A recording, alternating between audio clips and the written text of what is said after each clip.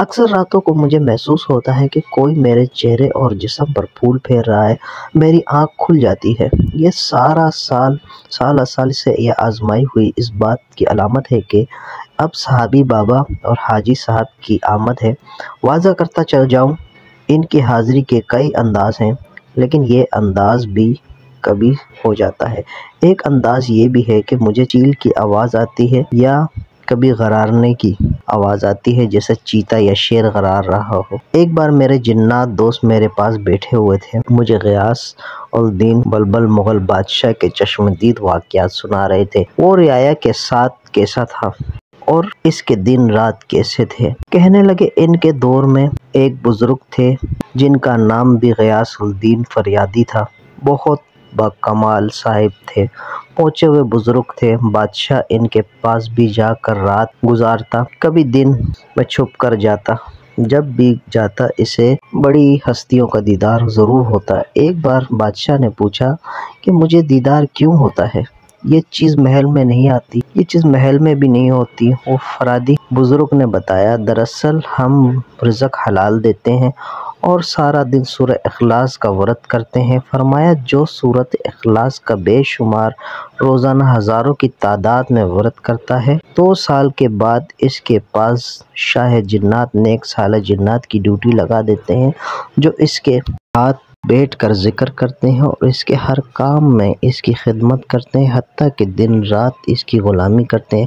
مکلی کے قبرستان کے راتوں میں سورہ اخلاص کا چلہ خود میرے ساتھ ایسا ہوا کہ میرے مرشد رحمت اللہ علیہ نے میری ڈیوٹی لگائی کہ میں ٹھٹہ کے قبرستان مکلی میں سورہ اخلاص تسمیہ طویل دنوں کے لیے بہت بڑی مقدار اور قلیل خوراک کے ساتھ دن رات پڑھوں۔ چونکہ ان کی اجازت تھی، پھر دعا اور توجہ تھی۔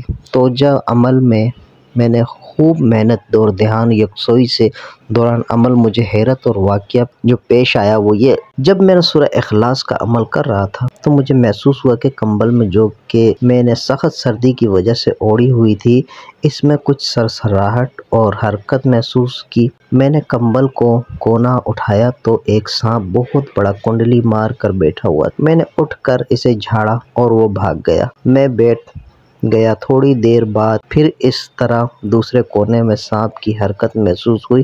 اب میں اٹھا نہیں بلکہ اپنے عمل کی توجہ سلطان اذکار کی شکل میں لا کر اس کی طرف توجہ کی۔ واقعی محسوس ہوا کہ اثر شروع ہو گیا ہے۔ چند منٹ ایسا ہی کیا تھا کہ پھر دیکھا کہ ایک جلی ہوئی رسی اور اس کی راکھ پڑی ہوئی تھی۔ میں نے وہ راکھ جھاڑو دی، پھر ایک بار عمل کر رہا تھا کہ چھوٹا سا کتے کا بچہ سردی سے تھرتھراتا ہوا کو کو کرتا ہوا میری موٹی کمبل میں گھس گیا۔ میں نے اس کو کمبل میں جگہ دی، تھوڑی دیر وہ کو کرتا رہا، پھر وہ سکون ہو گیا، جیسے محسوس ہو رہا تھا کہ اس کی سردی ختم ہو گئی ہو۔ پھر میں نے اسے سوتے ہوئے پایا اور پرسکون پایا۔ اب روزانہ اس کا معمول ہو گیا، حتیٰ کہ چند دنوں کے بعد میں اس کا منتظر رہنے لگا۔ چونکہ میرے عمل میں بقیہ 23 دن رہتے تھے اور آخری دن تک وہ کتے کا بچہ میرے پاس آتا رہا۔ میں عشاء کی نماز کے بعد بیٹھتا اور تہجد پڑھ کر عمل ختم کرتا۔ اب میں اس ویران میلوں میں پھیلے قبرستان میں، جہاں ہر طرف ہوا کا عالم تھا، بالکل سناٹا، ویران، خاموش، خوف و ہراس، ہر طرف جنات کا راج، لیکن اب وہ کتے کا بچہ میرا ساتھی بن گیا۔ آخری دن جس دن وہ عمل ختم ہونا تھا وہ آیا اور حسب معمول میری کمبل میں گھس گیا۔ میں اپنا عمل پڑھتا رہا، لیکن تھوڑی ہی دیر کے بعد وہ باہر نکلا اور میرے سامنے آ کر بیٹھ گیا۔ رفتہ رفتہ وہ بڑا ہونا شروع ہو گیا، اتنا بڑا کہ اونٹ کے برابر نظر آنا شروع ہو گیا، اور ادھر میرا عمل ختم ہوا۔ اونٹ کی مثل کتا بولا کہ میرے اوپر بیٹھو۔ میں نے اس کے اوپر بیٹھ گیا۔ وہ مجھے لے کر چلتا گیا، حتیٰ کہ سارے قبرستان کی سیر کروائی، جگہ جگہ جنات کے لشکر دیکھیں، جیلیں دیکھی جن میں سرکش اور ڈاکو، چور، لٹیرے اور بدکار جنات کو سزائیں دی جا رہی تھی۔ جنات کے بچے کھیل رہے تھے، کوئی کھانا پکا رہا تھا، کوئی کھانا بانٹ رہا تھا تو کوئی کسی مشغلہ میں مصروف تھا۔ اس نے ایک خاص قسم کا چھوٹا بنا ہوا گوشت تھا، مجھے بھی دیا اور کہا یہ حلال ہے۔ میں نے کھایا، واقعی لذیذ